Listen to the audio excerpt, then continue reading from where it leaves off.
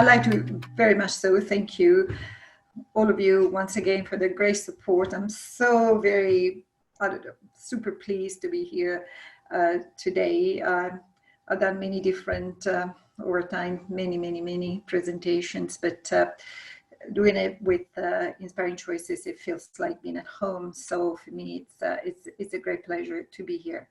So thank you for having me. I'm just going to, tonight, I'm going to present a small presentation, something that is easy, quick, fine, perhaps for audience, for colleagues. It's really a part of the bigger picture of what integrative oncology is about. In an essence, if we had to have a 30 seconds sort of, succinct description of what integrative oncology is, what it is really, it is a patient-centered approach to cancer treatments or cancer care. We know that chemotherapy or radiation therapy, all those other cancer treatments are not sufficient for maintaining the well-being of our patients. And so there are other evidence-based approaches that can work really well together alongside mainstream therapies, for example. And nutritional approaches or nutritional medicine certainly fits in very well, whether the patient may do mainstream treatment, so as an add-on to it, or perhaps for prevention strategies, or perhaps afterwards, after cancer treatments is finished. So there's a lot to talk about this, but I have simplified as much as I can. And anyway, so question and answers, and like I said, we could talk for a week about nutritional approaches in integrative oncology, so try to go to the point tonight. So what's nutritional medicine? So nutritional therapies, it's absolutely becoming certainly more accepted. Certainly has a huge role in cancer prevention. I guess we all know what's a healthy diet, maybe, more or less, we know that. Drug treatment is absolutely critical. The patient receive the appropriate dietary and nutritional support. It's evidence-based, but it's also reflective upon their status, how they are, how they're feeling, and also in addition, in regards to what type of cancers they have. Regardless of this specifics, really, evidence-based research shows that the genetic component of cancers really counts only for about 5 to 10%. It really does, which is really interesting in a sense for immunotherapy drug treatments. But then for us in complementary medicine, we say, well, there you go. That's only a small percentage, whilst the majority is about 90 to 95%. It's about environmental influences, which nutritional therapy is about. So diet alone, and this has been, again, a lot of research has been contributing to come to this point. So diet alone accounts for 35% of those environmental influences. So tobacco, for example, tobacco smoking is 30%. That is bigger. It has a bigger impact really in the etiology of the disease. So, good to understand that, to keep that in perspective. So it's not obviously just nutrition. There's a myriad of other elements that come into play. But even if we have, once again, if we want to really simplify, we keep nutrition in check with, for example, obesity, physical activity, etc. We know that these three elements, which are truly dietary and lifestyle, basically, can in fact promote or inhibit cancer development progression, which is extraordinary because you would think, well, if people kept a bit more attention to these three simple elements, we could potentially avoid a whole lot of risk. So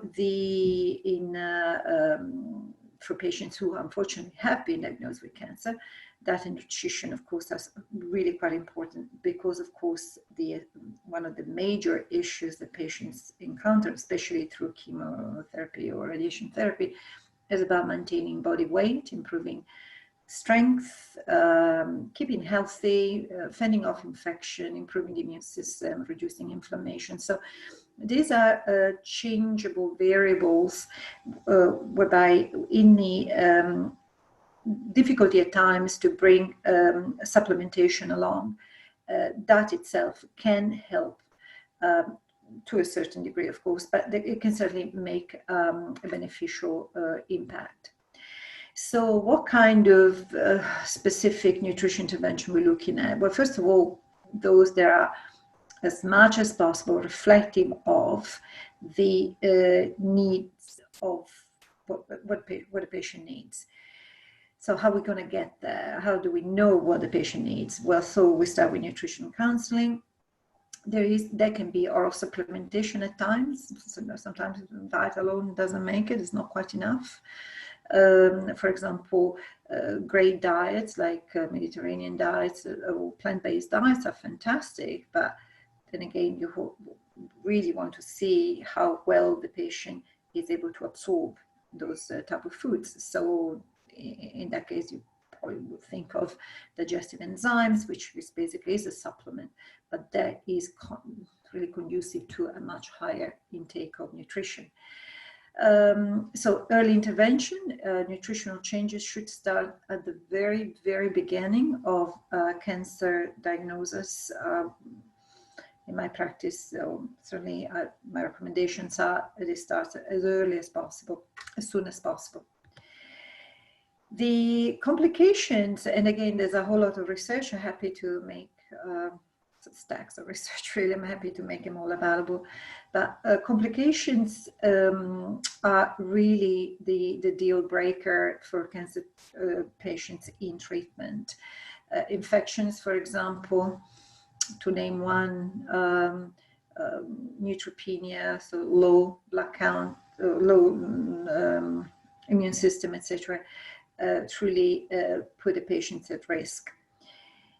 So again, nutritional support is a protective factor even during chemotherapy or radiation therapy. It is so strong that even the National Cancer Institute, which is one of the most conservative organizations really within the cancer paradigm, even this organization says that patients who are well nourished before and during treatment have a better prognosis, have a better quality of life. So it is beyond just what naturopaths and nutritionists say. It's really well entrenched into mainstream, so much so that it is in fact understood as being critical for the optimal health outcome. Even there's been some interesting research which I read, and again it's available to all. One was conducted by Johns Hopkins Hospital in Baltimore in the United States, and also in Beijing by the other Peking Union Medical College. Basically, once again, complication rates were significantly higher with those patients who did not receive that targeted nutritional support. So again, what the focus would be? Well, other than improving quality of life, which is number one, and keeping the weight as balanced as possible, as balanced as possible. But really, there is an increasing tolerance and response to cancer treatments. There is a decrease in the rate of complication, as mentioned, and also, once again, it assists in reducing the side effects of cancer treatments. So this is all well researched and absolutely supported in various areas of cancer treatment. So what are the major side effects? Well, I've written a few here. Obviously there's many more, but the most of all, the ones that I personally come across quite frequently are vary entirely from anorexia and cachexia, so which is a really significant and dramatic weight loss of patients due to inflammation more than anything. Muscle loss, yes, so a patient I've seen patients losing 10 kilos a week when they came to our offices, so it becomes a bit problematic. There's a general weakness, there's gastrointestinal difficulties, mouth sores, inability to chew and swallow, dry mouth is another one of them.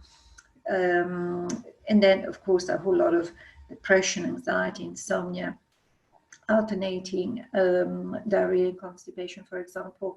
And of course, the nutritional status of this patient is so low simply because they cannot absorb anything really, very much, once as they go through unaided through chemotherapy or radiation therapy.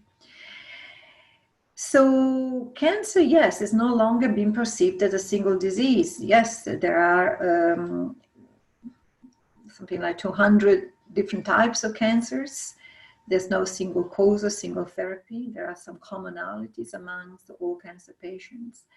No matter what it is, no matter what cancer it is, no matter what subset of the cancer we're dealing with, regardless of all, it has absolutely a significant and devastating effect on the patient's physiology, emotional health, and really, in many, many ways, it affects, like I said, metabolic rate. It affects ability to metabolize for the body to use foods and nutrients. So patients, what can I say, shrivel. They don't thrive, obviously, and so they shrivel, and they are they become truly quite alert, especially when they start losing weight. That is the major concerning issue, which of course with this appropriate nutritional medicine, naturally we are able to stabilize the body and really regain some of the weight that's been lost, but in an appropriate way. So there are, well, look, I've written here that there are 6 hallmark of cancers. There's more, I must say. Certainly there are 6, that's for sure. But and as we go along with more research or more delving into what cancer is about, we know there are several different various issues, biological issues. For example, hypoxia is one of that. So we know that within the cancer tissue, there is a very low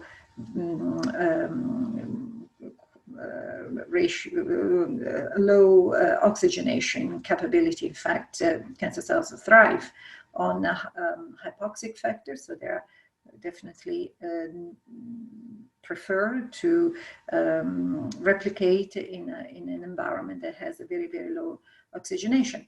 And that's the reason why I see tangibly such a great improvement from patients enjoying, for example, going through a hyperbaric oxygen chamber treatments alongside with other type of therapies. But I can see a significant change, and this has been in fact recognized as a characteristic of all cancers. We're talking about all cancers, regardless of the type of cancers that the patient has been diagnosed with. The other one, of course, is about immortality, it's about angiogenesis, it's about resistance of cell death, etc. We know a lot of things in terms of biology, and nutritional medicine fits within biology because once again we know that yes, cancer cells of course thrive on high glucose simply because they have such an incredible need of quick and easy energy. They don't just stop at glucose, by the way. They then switch on to some other forms of nutrition or utilization of energy. But we know, however, that nutrition medicine can guide and can certainly stunt, in a way, the growth of these cancer cells.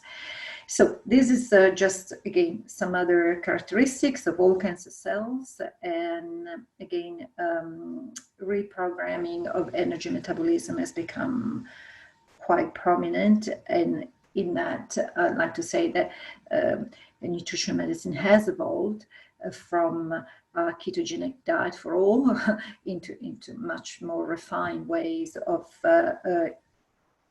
supporting cancer patients. So we have at the very, very least a dozen different types of diets for patients, reflective of not necessarily what they like, I'm sorry, but it's really reflecting about the energy metabolism, the the biology, if you like, the energy, the chemistry of a particular cancer. So yes, ketogeneity is okay for brain tumors, but certainly you wouldn't want to have the type of diet, for example, for patients diagnosed with colon cancer. Really wouldn't want to do that. So different diets depending on the energy metabolism of this particular of the particular cancer with this particular person that you have in front of you. Microenvironment, of course, is important, and this is all very much so what complementary medicine, evidence-based complementary medicine does. It looks at the cancer, yes, it looks at the ability of the cancer to evade, and also oftentimes we see that chemotherapy, radiation therapy, and other type of treatments are not quite, resolving of the issues. We see a high rate, certainly I do see a high rate of cancer reoccurrence. Patients coming and say, well, I went in for breast cancer and I'll come out with liver cancer. How about that? How does that happen? Well, so those treatments are restricted to what the body can do. And I think one of the reasons why they aren't, in fact, comprehensive is for the simple reason that, of course, there's no holistic approach here. I mean, cancer treatment in hospitals is cancer treatment. It's about the cancer, but it's never about microenvironment. It's not about macronutrients. It's not about energy. It's not about what the patient is about. We do everything else. We do this part. So microenvironment is very important. There was an experiment done, and I'm sorry, I don't remember now offhand how long ago it was, but it was a while ago. It was in the 90s somewhere. And it was an experiment whereby it was cancer tissue, small cancer tissue, with some cancer cells that were inoculated into very healthy rat. There was an experiment on animals. A rat that had been treated and fed in an appropriate way. And lo and behold, this cancer was not able to expand, did not become metastatic. Was in fact the same thing happened, but this other animal was in fact quite already injured. It was unwell. It was fed on fat to highly sugary type of diet. Guess what happened? Of course, the cancer went and of course it spread out. So we know this, and we know that by doing what we do, we actually keep the cancer in place. We do what we call an anti-metastatic approach to this cancer, regardless where the cancer may be. So in regards to cancer prevention, of course, I mean, we know that very much so 30 to 40% of all cancers can be prevented just by small changes in regards to diet, just a small change. And some of them can be also further reduced, great percentage, up to 75%. So the further in cancer prevention treatment, we know that there be further research and demonstration that it can be, like I said, small changes like food, nutrition, physical activity is important. So I found that, especially in regards to, for example, to breast cancer, the majority of my patients are women diagnosed with breast cancer. I think there's a woman every minute in Australia, I believe, I read somewhere, that is diagnosed with breast cancer. So it's scary, it's huge. So we know, however, also, we know not just from my research, but from the research that's available to all, that in fact, this type of breast cancer affects women of a certain age. There is the age bracket risk. That's the majority. Yeah, there are older and younger women, but certainly there is a bulk of a certain age that is especially, unfortunately, susceptible to breast cancer. So if women knew right from the start that this type of breast cancer, which are hormonally driven, they're caused by hormonal imbalance, significant prolonged hormonal imbalance, if they were understanding that stress, that bad dietary choices, sedentary type of lifestyle is inducive, can in fact create such an impact at a cellular level, so much so that to switch that possibility, to allow the possibility of cancer to set in. But I'm sure that women would say, oh gosh, I need to do something about it. I don't want to go down that track. So high caloric diet versus low caloric diet. High caloric diet is out. High caloric diet is out, absolutely. Look, we just don't need so many energies. We don't need so many calories, really. So it's increased malignancy risk from obesity. It's also, the link is there. Yes, if we have a high caloric diet, we could also go down the track of cardiometabolic issues. Yes, not necessarily cancer, true, but in any case, it is creating that microenvironment that is sick, that is unwell, and whether it is one or the other type of disease, eventually you're going to get one of them. So much better, in fact, to keep a good body weight, like I say, for cancer prevention. And some study, the authors, so there's a bit of a mistake here, but anyway, suggested about 90,000 cancer deaths could be avoided if the population were a normal weight. If you look at, for example, United States, but also Australia, United Kingdom, etc., where there is a type of lifestyle conducive of people who tend to be overweight, and certainly obesity rate in the United States is apparent. People there, you will see that in fact you could see a whole lot of sick people walking about. The cancer risk most associated with obesity are a number of them, including esophageal, rectum, colorectal, liver, gallbladder, breast cancer, also stomach cancer, kidney, pancreas, etc. Like I said before, breast cancer is certainly out there as one of the major cancers in Australia, but just under breast cancer, in a list of cancers, you could see those related to gastrointestinal dysfunction. So all, like I said, preventable in many ways. So what's a low caloric diet? Well, due to the generalization, of course, but really it's a sensible diet. It's a diet that is about 1,200 calories per day for women, about 1,500 calories per day for men. It's minimizing highly processed foods, foods with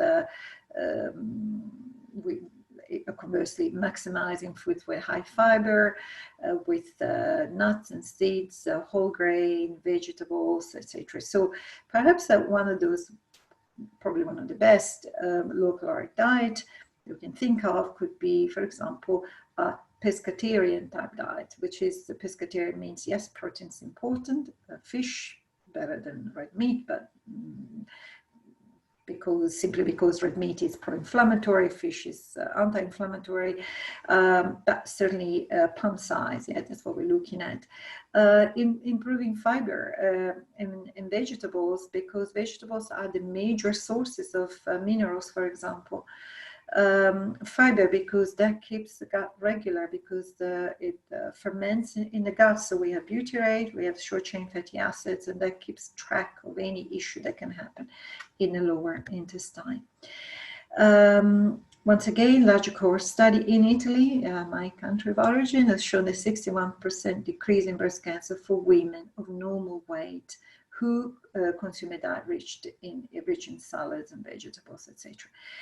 Women with a smaller body mass index of under 25, which is, I suppose, a regular normal weight, showed a 35% decreased risk of breast cancer. So, like I said, it's typology of woman who, unfortunately, is diagnosed with breast cancer, and also pretty much a high rate here in Australia. So I just also wanted to just briefly refer to a whole lot of other add-ons, I suppose, that we can bring into a diet. And some of them, of course, are omega-3 fatty acids. It doesn't take a lot of it. 3 or 4 grams per day, it's enough. And again, human studies, strong cancer prevention benefits, strong support through cancer treatment, by the way. Like I said, this is again to change that microenvironment. For example, Barrett's esophageal cancers, ulcerative colitis, other type of pro-strong inflammatory type of diseases, of course, with just the add-on of essential fatty acids reduce their chronic inflammation. Additionally, I'd like to add that in treatment, cancer treatment, it's really, really very important to keep the blood relatively thin, and I'm talking about here with a traditional Chinese medicine kind of, you know, type of choice of words, but it is important. A lot of my patients, a lot of them are placed on aspirin by the time they have a cancer diagnosis, and one of the reasons why oncologists do that, they don't necessarily explain why, but I'll tell you why. The reasons for that is because, of course, it's keeping the blood thin, in other words, which essential fatty acid does that very well, fish oil does that, is because it's, again, an anti-angiogenic, anti-metastatic approach. It's just keeping, like I said, no blood stasis, making this blood flowing around. And like I said, it's counterproductive for cancer cells that traveling in the system, in the blood, wanting to metastasize at distant places from the primary tumor. Going back to fruit and vegetables intake, well, okay, that's a minimum of 4.5 to 6.2 servings. It's about 646 grams of fruit and 171 grams of vegetables per day. It's not a lot. It's not a lot, just normal servings. It's important to have them. There is I have patients who say, well, but fruit, every fruit, any kind of fruit, or just not some sugar fruits or whatever. So I would say, yes, there is a different hierarchy in terms of fructose, which is the natural sugar in the fruit. And some fruits are more nutrients dense, if you like, than what others are.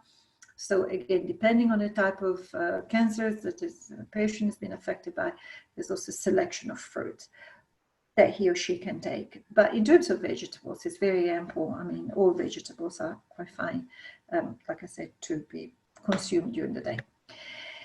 Plant-based diet is also rich also of a number of highly bioactive protective substances.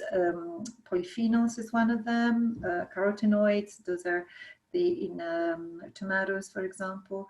Sulforaphane in broccoli, broccolini, Brussels sprouts. Also rich of indole-3-carbinol. And then, of course, all the organosulfur compounds like the onions and garlic, etc., are highly protective and of keeping the microenvironment as we want it to be, and giving a whole lot of nutrients to the person who consumes the plant-based diet. Some vitamins and supplements are okay, some minerals are okay to be taken with specific cancers. If a patient is undergoing chemotherapy or radiation therapy, I suppose it's important to do a due diligence, which I routinely do in terms of what they can or cannot take, so that there's no contraindication interactions with the type of treatment that the person is receiving. So that's always carried out in the best possible and more accurate way. In general, which supplements do I normally refer to? Which ones would be the good ones, provided they can be taken in conjunction with some other treatment? But calcium, for example, that's plenty of indication, research there showing that it is absolutely critical as a prevention of colorectal cancer. Very important through the treatment. So it's an important one. What kind of calcium? Well, I suppose it's certainly not the heavy calcium, but calcium citrate is very good. Not calcium carbonate, but calcium citrate is better, is more bioavailable. So within calcium, to pick the right one, that's important. You can also look at selenium, great against prostate cancer. And this is one of those that I certainly prescribe quite frequently. Glutathione. Glutathione is important. Glutathione is a large molecule. It's we usually prescribe it in intravenous therapies, so it's much better absorbed that way. If that's it, it's not available, then N-acetylcysteine is a precursor of glutathione, a strong antioxidant, anti-inflammatory, great in various settings. And then, of course, MSM, methionine, those are sulfur compounds. Cholagogues, very important, as I use herbs, and I love curcumin, milk thistles, and many others. They're again available in therapeutic doses and on rotation. There are again cruciferous vegetables, green tea. Naturally, it is one of those that yes, you can drink a whole lot of cups of green tea, or a lot of them though, or have an herbal extract that could just be enough to make some changes. Can be used in some with some chemotherapies, not with others, but it depends entirely on how long the cancer drug stays in the system, what's the half-life of a drug, and then you position supplementation, etc., when there is the window of opportunity to be dispensed. So yes, as nutrition and diet become more widely accepted, yes, it is once again reiterating the importance of integrated cancer care therapies, which are not just nutrition, but they're also inclusive of nutrition. I'm happy to work with you guys there at the Inspiring Choices, because again, there is this model of patient-centered model of healthcare, which in cancer is really very important. So some physicians, other healthcare providers are getting some interest. I must say that over time or years, this acceptance, I've seen changes, but it's a lot about trust and a lot about communication with medical specialists. Some are open to it, some are not, some are kind of quietly accepting of, others are not interested. But in general, I find that those who really do care for their patients are in fact interested. GPs, well, we won't go there, but some are good. Okay, so thank you. I hope that was informative enough. There's a lot more to talk about, but I think it's a little taste of what could be more to come.